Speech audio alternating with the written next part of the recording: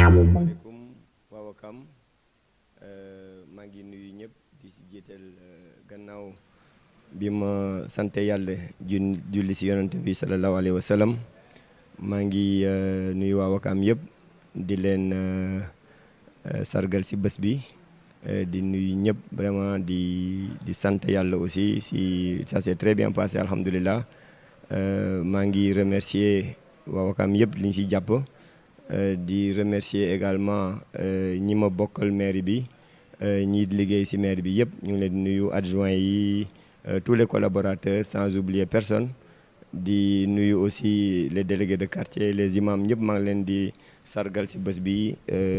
di nuyu mag ak ndaw góor ak jigéen di leen wax ne vraiment tabaski ji jëm nañ def lu ñu man bon xeeb nañ trop li ñu def te ñu ngi leen di ballu ak suñu première édition la te di ñaan yàlla vraiment mu suturaal ñu mbëbët bi ñu am ci Wakam yàlla dimbali ñu may ñu kàttan ak doole ak chance bu ñu yeggalee suñu yéene ci mbëbët yi ñu am ci Wakam yëpp yàlla dimbali ñu man réussir suñu programme ak suñu réalisation yi. di wax rek ne Wakam liggéey bi effectivement commencé na yombul bientôt incha allah dinañ gën a dugg ci nit ñi xar kanam gi ñu bëgg ci Wakam à un moment donné dina xaw a metti parce que changement bu nekk daal dafa laaj ay mesures yoo xam ne xëy na bon ce sera pas des mesures yu neex pour ñëpp mais il faut que ñu liggéey dëkk bi mu rafet donc kuñ ci dem ci yow ba xam ne yow mii buñ la gisee nga war a changer walla ñu war a changer fi nga nekk dimbali ñu rek nga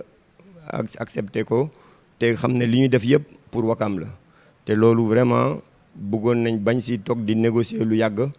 dinañ wax ak ñëpp bëgguñu di bundaxatal kenn mais dañ bëgg ñu ñëpp ñu jàpp ci liggéey bi xam ne rek liggéey moo ñu tax a jóg dinañu bientôt incha allah dinañu def ay mesures xoolal li ñu liggéey fan yi ci tali dëkk bi li ñu liggéey yëpp malheureusement dafa mel ni chaque jour booy liggéey rek bu subaa day gën a yàqu rek ndox yi di ball fu nekk te daal vraiment mënul continuer noonu tali dëkk bi daal metti na ñëpp te vraiment il faut que ñu jël ay mesures par rapport à ça. Dinañ ut ay moyens pour defaraat rigole boobu nga xam ne eau pluviale rek moo ci war a dem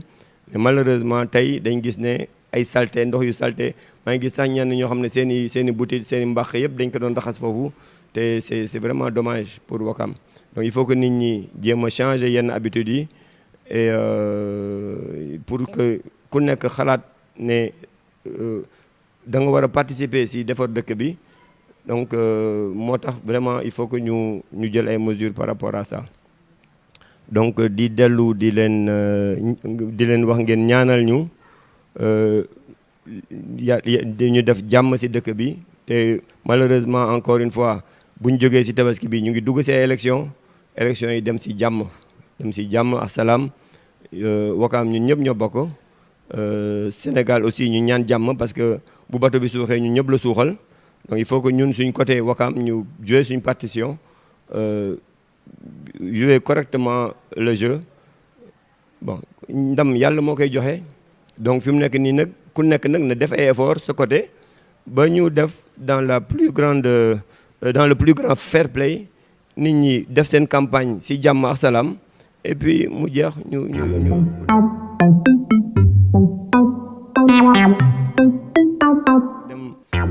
yàlla bu ñu mayee ndam incha allah ñu ngi ñaan yàlla may ñu ndam mais Wakam ñëpp a ko bokk donc duñ nangu kenn mu yàq ko nag donc loolu moo tax may ñaan ñu def yëpp toute la campagne ci jàmm ak salaam pour que ñu jàll ci nu mu gën a rafetee donc comme ni ko imam waxee ce matin il faut que ñu ñëpp ñoo bokk il faut que ñu rafetal ñu rafetal lépp ku nekk booy def nga def ko si vraiment avec responsabilité. Ñun dañ jël suñu responsabilité suñu matuwaay bu mat sëkk waaw donc il faut que ñu xam ne daal Ouakam dañ ko war a liggéey te nit ñi foofu la ñuy xaar léegi ñun li ñu bëgg rek mooy ay résultats yu baax donc duñ nangu kenn mu yàqal ñu suñu liggéey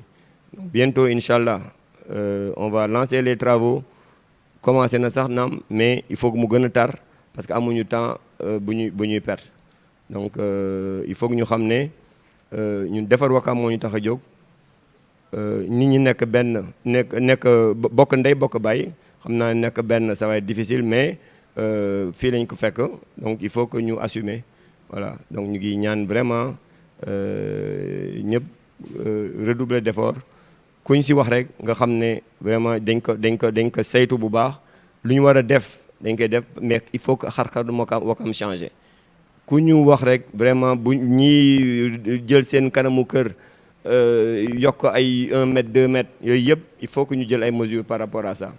xale yi aussi nawetaan yaa ngi commencé il faut que keroog gis nañu benn match bu baax bu commencé woon ci jàmm mais malheureusement yeggul à cause d'indiscipline de supporters nit ñi bëgg nañ jouer mais dootul nekk foo sax te loolu tamit il faut que mu changer vraiment bëgg nañ jàppale nawetaan yi trop bëgg nañ Ouakam sport bi développer mais mënul développer dans ces conditions là il faut que ñu jël ci ay mesures aussi jël ci ay matuwaay amoon nañ ay engagement yu ñu jël par rapport au nawetaan engagement yooyu on va les respecter mais sous certaines conditions on va prendre des mesures